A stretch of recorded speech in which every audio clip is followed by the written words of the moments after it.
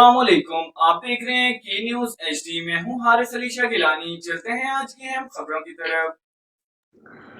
رخ کریں گے ساہیوال کا، جہاں سے رپورٹ کر رہے ہیں ہمارے نمائندے رانا سہیل۔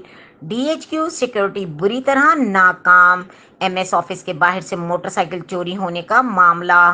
کے نیوز ایچ ڈی کے بیورو چیف بخت ریاض خان کو اطلاع ملنے پر فوری ایکشن کرتے ہوئے چور کا پیچھا کیا گیا اور منڈھالی روڈ سے موٹر سائیکل سمیت چور کو پکڑ کر ڈی ایچ کیو ٹیچنگ اسپتال لایا گیا، جہاں پر صحافیوں کی موجودگی میں پوچھ گچھ کے بعد تھانہ فرید ٹاؤن کے حوالے کر دیا گیا۔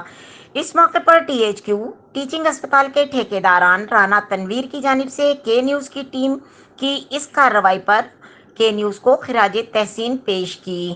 اس موقع پر بخت ریاض خان نے کہا، جرم کے خلاف صحافیوں نے ہمیشہ حق اور سچ لکھا ہے۔ ہم قلم کے ساتھ برائیوں کو ختم کرنا چاہتے ہیں۔ مظلوم کو انصاف دلانے کی خاطر ہم ہر ممکنہ کوششیں جاری رکھیں گے۔ مزید خبروں اور اپڈیٹس کے لیے ہمارے ساتھ رہیے گا، تب تک کے لیے اپنا خیال رکھیے گا۔ اللہ حافظ۔